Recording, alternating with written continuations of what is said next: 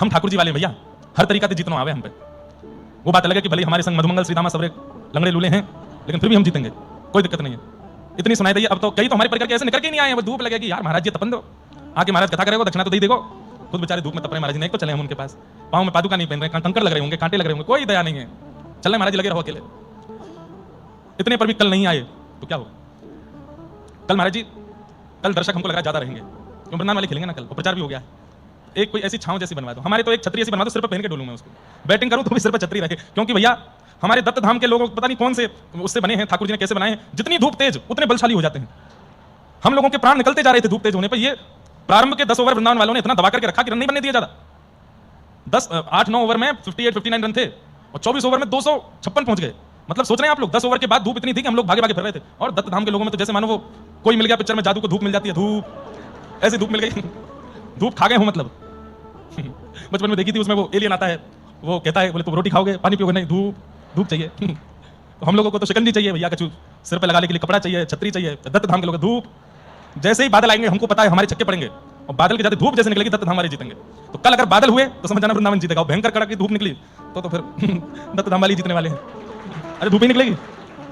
हे नाथ, पिछली बार कथा में बढ़िया मौसम था, मैं और महाराज जी खेल रहे थे यहीं मंदिर के बगल में, खूब छक्के मारे थे मैंने, बारिश हो रही थी, बादल थे आकाश में, धूप निकल आती है तो बस हम लोग महाराज जी संकोच इसलिए करते हैं क्योंकि हमारी किशोरी जी जो है ना वो सूर्यवंश में जन्मी है, हम लाला वाले हैं।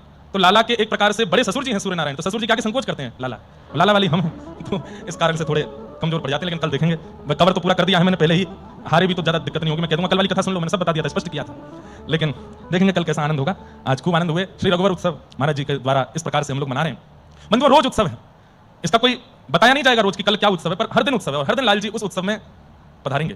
और किसी दिन कुछ भी हो सकता है, किसी दिन जल के लिए है, किसी दिन नौका विहार है, किसी दिन आम मनोरथ है, किसी दिन कहाँ है ओंकार जी कहाँ बैठे हैं, महाराज जी से आज्ञा लेकर के एक दिन खस की पूरी वो बनानी है टाट, खस की कुटिया में बैठना ठाकुर जी को बहुत प्रिय लगता है, उसकी महाराज जी सुगंधी बहुत अच्छी लगती है। कल से व्रज में और पुष्टि मार्ग में जितने ठाकुर हैं हमारे सब खस के अंदर बैठे होंगे। खस की एक टाट बनी होगी, चारों तरफ से कुटिया, और उसको भिगो देते हैं, पूरी गीली कर देते हैं, उसके अंदर ठाकुर जी विराजते हैं, खस की सौंधी सौंधी सुगंधी आती रहती है। अब यहाँ खस मिलेगा कि नहीं, पास पास मिल जाएगा, नहीं मिलेगा तो महाराज दत्त धाम यहाँ प्रकट कर दिया जाएगा।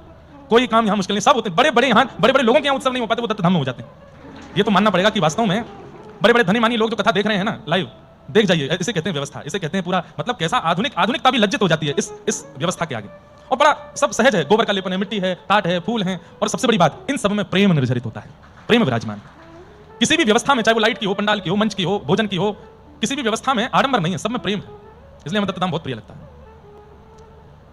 बस यही भाव है, ऐसे प्रेम बना रहे। रोज उत्सव होंगे, ठाकुर जी के 3 दिन के कथा सत्र हो गए हैं।